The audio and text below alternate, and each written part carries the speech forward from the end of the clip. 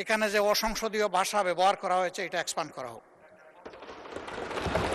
2 নম্বর, একজন সংসদ সদস্য সংসদের ভিতরে দাঁড়িয়ে যে হুমকির ভাষায় কথা বললেন, আমরা এতে আঘাত পেয়েছি এবং আমরা আমাদের ক্ষোভ প্রকাশ করছি। জনগণ বসে থাকবে না তার মানে কি?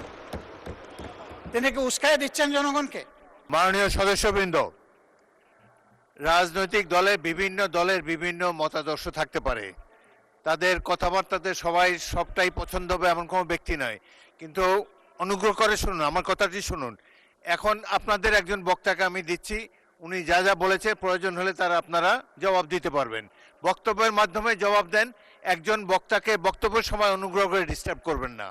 এখন বক্তব্য রাখবেন মোহাম্মদ আব্দুল বারী সর্দার। আচ্ছা, মাননীয় বিরোধী দলের নেতা বলেন, কিন্তু এই বক্তব্যের মাধ্যমেই জবাব দিবেন, এটাই আমরা আশা করি, কাউকে ডিস্টার্ব করবেন না। বলুন। না মাননীয় স্পিকার।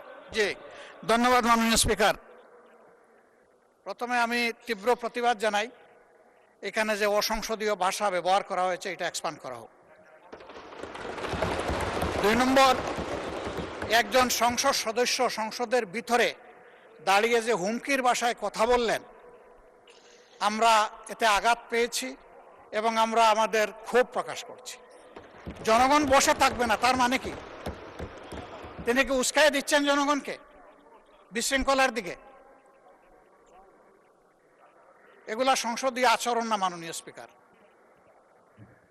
আমরা পরীক্ষা করে দেখব, যদি কোনো অসংসদীয় কোনো ভাষা থাকে সেটা আমরা এক্সপাঞ্জ করব যদি থাকে।